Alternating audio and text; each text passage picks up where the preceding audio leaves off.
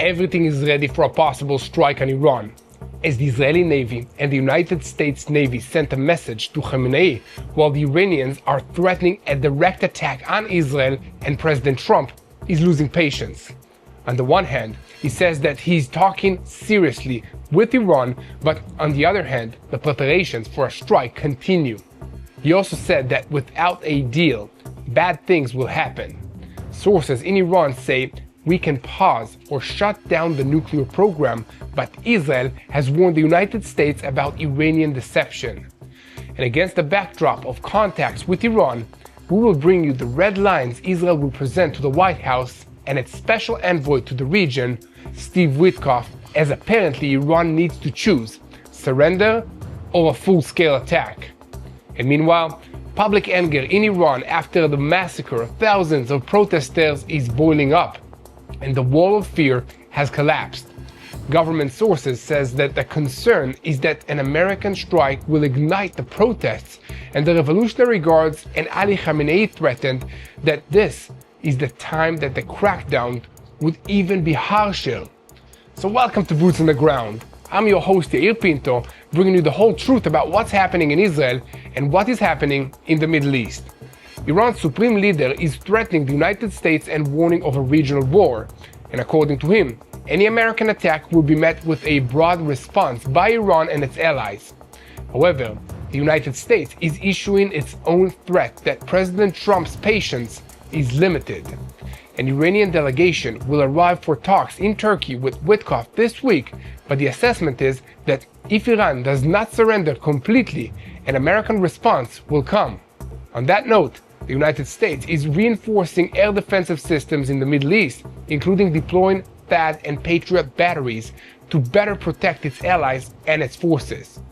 And meanwhile, Supreme Leader Ali Khamenei sent a message to Putin saying that Iran is ready to transfer enriched uranium to Russia.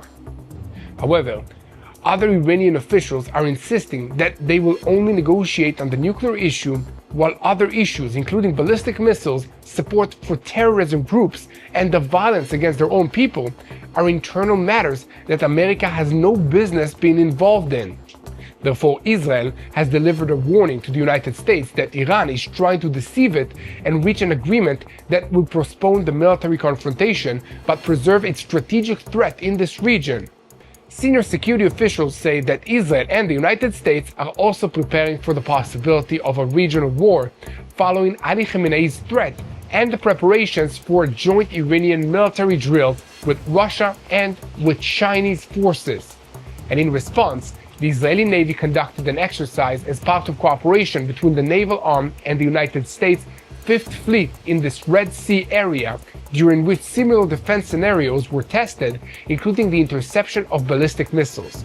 So, it can be seen that Iran needs to choose surrender or a full-scale attack. However, the Iranian leadership also feels that an American strike would reignite protests and undermine the regime's stability after the brutal suppression of the demonstrations in January. And meanwhile, in the Gaza Strip, Phase B of President Trump's ceasefire plan has begun, and the Rafah crossing opened to pedestrians this week for the first time in several months. In related news, the IDF is placing military police at the crossings and tightening oversight of the border with the Gaza Strip against the backdrop of extensive investigations into smuggling attempts and concern over exploitation by elements in Israel to transfer equipment to Hamas. Furthermore, the IDF submitted a report to Prime Minister Netanyahu this week which warns of Hamas strengthening in Gaza. It included a statement that without disarmament, Hamas will preserve control under the cover of a technocratic government. Elsewhere, the Committee for Managing Gaza published a logo with the symbol of the Palestinian Authority, sparking harsh criticism in Israel. An internal document that passed between the leadership of the terrorist organization and its government officials revealed how to conduct oneself regarding the technocratic government.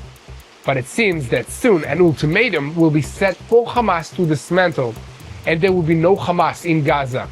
In the northern arena, the IDF has eliminated 11 terrorists in less than 2 weeks, including 2 senior field commanders in the last 48 hours. So we have a lot to talk about today. So let's dive into the details. I'm Yair Pinto, and this is your boots on the ground report, bringing you the whole truth about what's happening in Israel on day 850 of the war against Hamas, Hezbollah, the Houthis in Yemen, the Shia militias in Iraq, and all the other armed groups in this region, taking their orders from Iran's Islamic Revolutionary Guards Corps, which is the head of the crumbling axis of evil in the Middle East. So a moment before we begin, I want to call on you to keep spreading the truth, share, follow us, and most importantly, don't forget to press that subscribe button so that you stay tuned to the truth in real time and never miss another episode of Boots on the Ground. This coming Friday, in Istanbul, Turkey, talks are expected to begin between Washington and Tehran. Every diplomat who participates in these talks will be aware that the region is on high alert and enormous American forces have been deployed for a possible strike against Iran, while Iran's own defenses have also been mobilized. This isn't just another meeting, it is a decision point. Is Iran going for a deal that stops the countdown? Or is this just another round of stalling until the Americans decide that they have no choice? For their part, the Americans are deliberately broadcasting a double message. On one hand, President Trump says he's speaking seriously with Iran and that a deal could prevent an attack. On the other hand, he keeps coming back to the same line. If there won't be an agreement, bad things will happen. That isn't accidental wording. It's an ultimatum, without a specific date, but with an hourglass that gets shorter every single day. And in the background, there is also movement on the Iranian side. And according to reports, officials in Tehran are signaling that they are ready to pause and even shut down parts of the nuclear program. And they are talking again about a framework in which enrichment is not carried out on Iranian soil, including the possibility of transferring enriched uranium to Russia.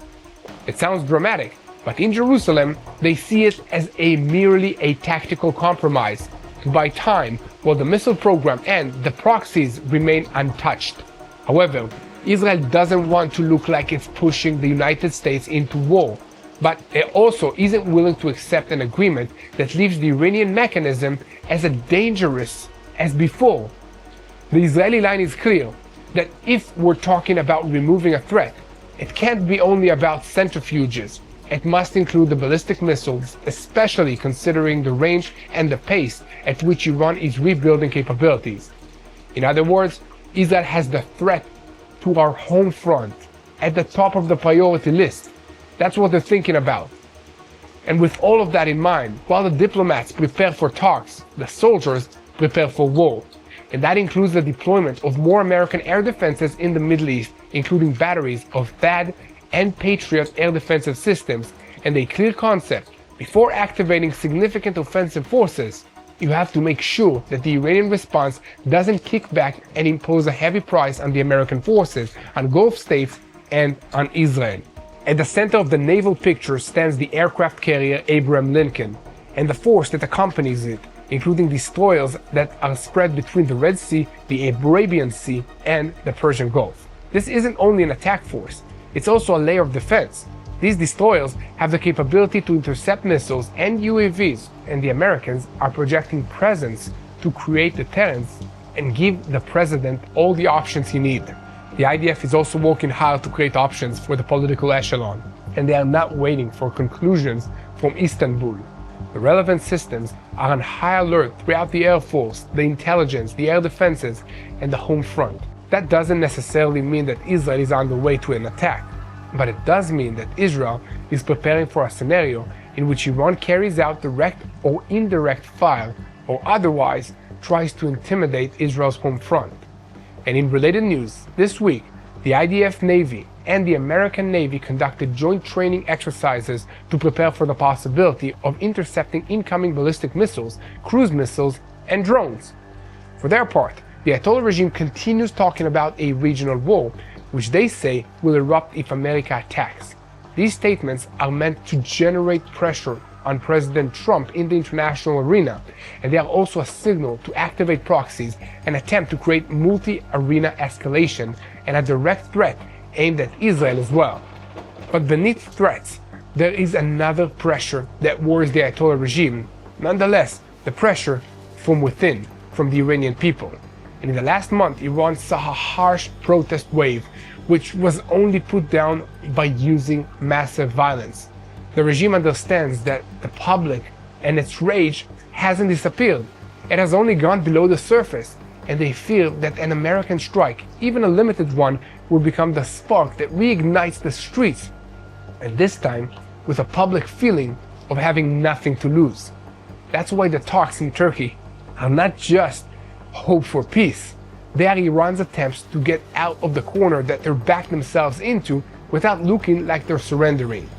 That also explains why the Americans are building legitimacy for an eventual attack, first engaging in talks to try to exhaust every possible diplomatic solution, even as military forces continue to move into positions so that when the time comes to pull the trigger, the Americans will be able to say that they tried everything to avoid it, but now there's no choice but to proceed.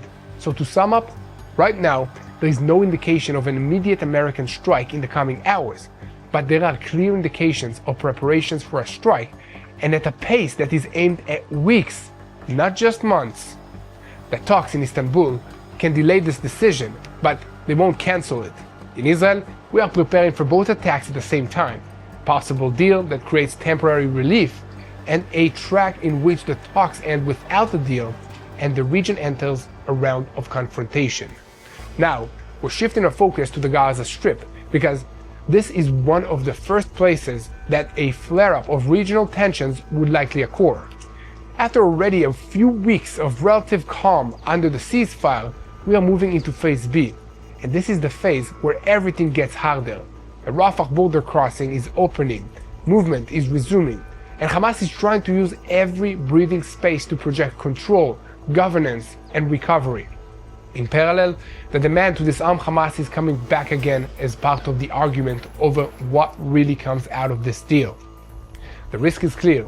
If the next phase advances without a mechanism that dismantles military capabilities, Hamas could come out of the ceasefire strong, more organized, and above all, more confident. So the question in Gaza is no longer only how long will the ceasefire hold, but who actually controls the territory, who is smuggling, who is rearming, and what happens the day after, when the headline will be reconstruction of Gaza, but the reality will be rebuilding of Hamas's forces. And in the coming days, between Istanbul and Rafah, the Middle East is standing on the edge of decisions. There are no way that you can take them back after you decided. So let's spread the truth together, share this content to as many people as possible, and don't forget that when you're ambassadors of the truth, you are fighting evil together with us. We will continue to bring you the full truth about what's happening in Israel, and it's most important for us to hit that subscribe button. Yes, that's the way that you can support our work. Share this video with more people around the world. And before we continue, I'm Yair Pinto, and I'm bringing you everything that's happening from Israel. I also want to take just one moment to talk about our partner for today's report, Meir Panim. When people think about supporting IDF soldiers, they often think about food, like a barbecue to raise morale. But what Meir Panim does goes much deeper. Everything that Meir Panim provides is made possible through donations. Donations made at bless-israel.org. That is where this support begins. Beyond barbecue and making the soldiers of the IDF happy, over the past year, tens of thousands of sets of combat gear have been provided, including helmets, bulletproof vests, and medical supplies, as well as more than 150 life-saving drones have been delivered. These are tools that save lives on the battlefield. Some of this gear is personal equipment that stays with the soldier and is ready at home when the call comes. It's possible because people give through bless-israel.org. There are also things that few people talk about, such as adaptive clothing that allows wounded soldiers to dress themselves with dignity and when a family loses a son. Support of communities that is made possible through the help of Meir Panim at bless-israel.org.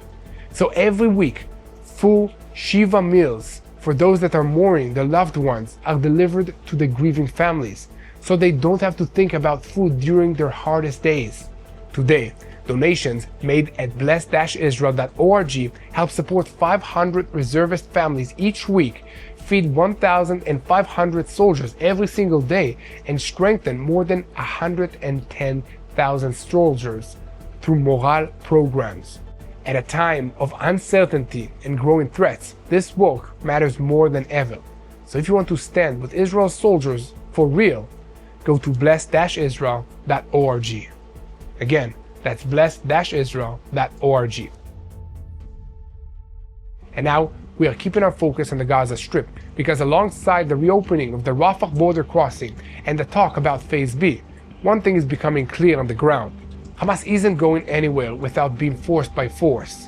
From the Israeli side, patience for violations, smuggling, and reconstruction attempts is running out.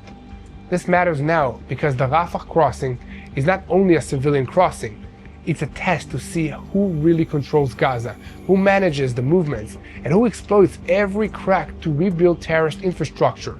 So here is the situation. The Rafah crossing has opened again for pedestrian movement after many long months. On the first day of operation and testing new systems, only about 50 Palestinians enter the Gaza Strip. The movement is sparse, the checks are heavy, and the message is clear. This is not a return to normal. This is a crossing opened under security restrictions with tight control and strict screenings. The structure of the crossing itself also tells a story. Anyone passing through needs security approval. There are concrete walls, barbed wire fences, and 3 gates. One of the gates is operated in a Palestinian format under the European supervision, but effective control is carried out remotely. And on the ground, they are already talking about the main concern. Hamas will learn the operating patterns of the crossing very quickly and identify weak points.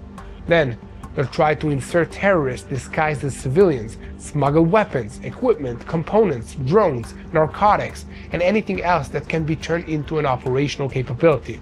And in the background of this opening, the security establishment delivered a sharp warning to the political leadership this week that Hamas is recovering.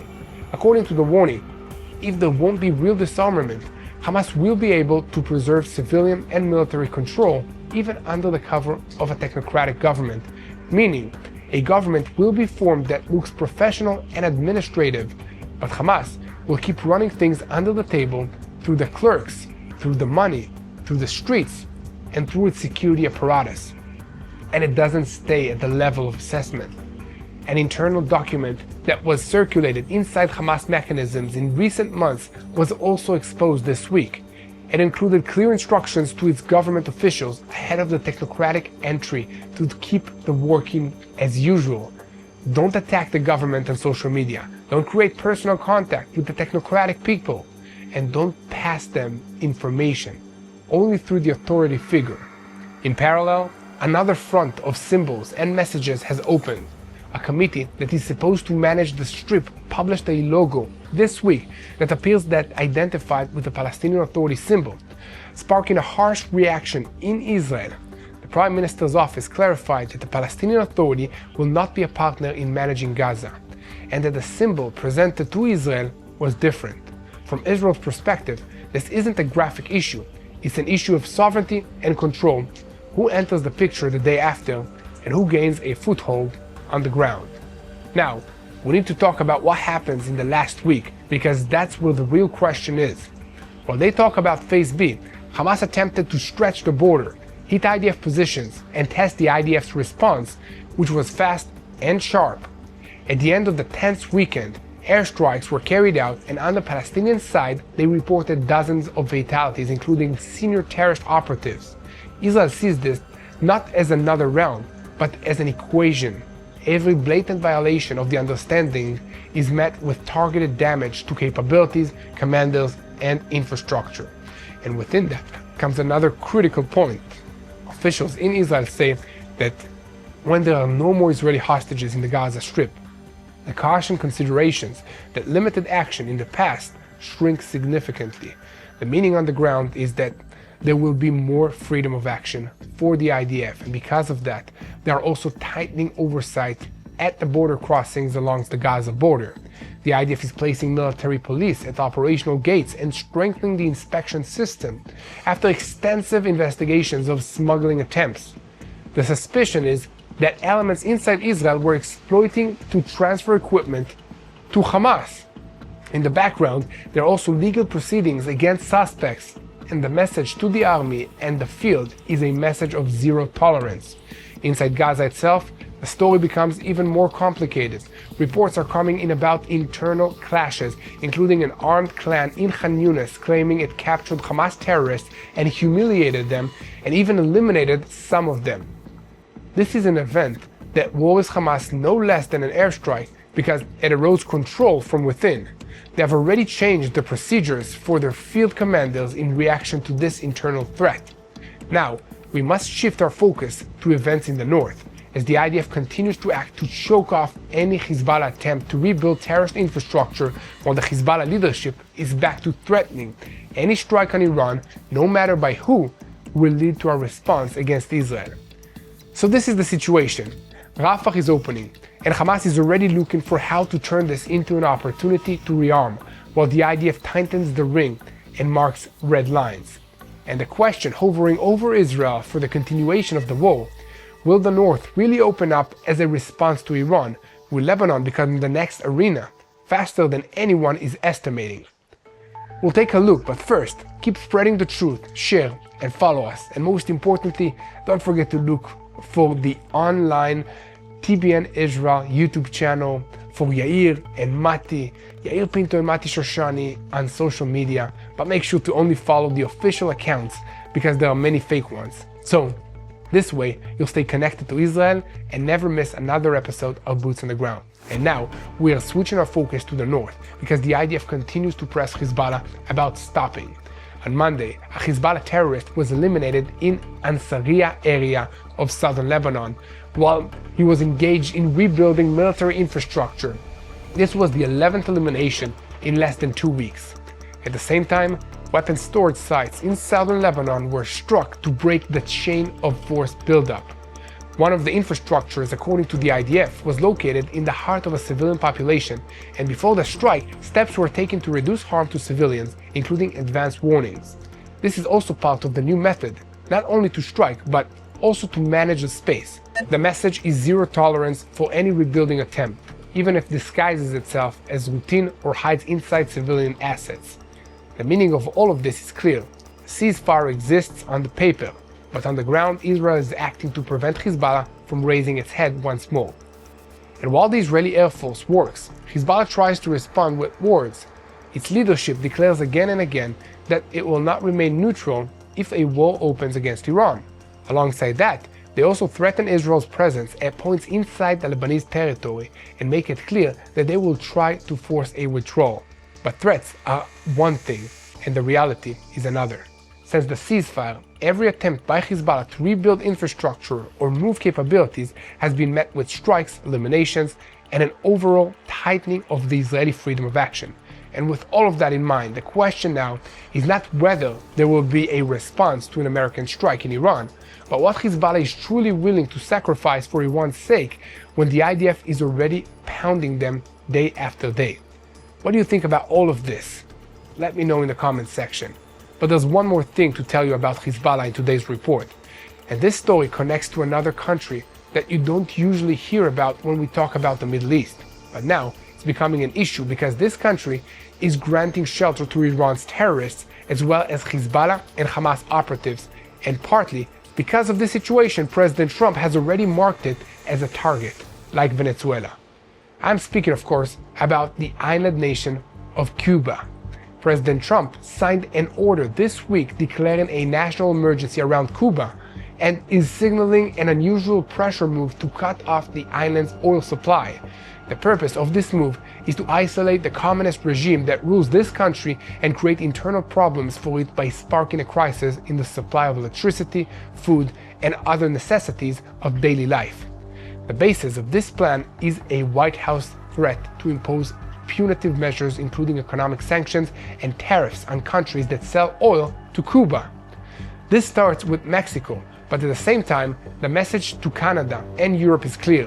Trade with Havana could become a risk vis-a-vis the United States. The administration's official rationale is security related because it is claimed that Cuba enables an intelligence and military presence for Russia and additional hostile elements in the Western Hemisphere. Additionally, the administration claims that Cuba is granting refuge to Hamas and Hezbollah operatives, but at the moment, no public evidence is being presented to support this accusation.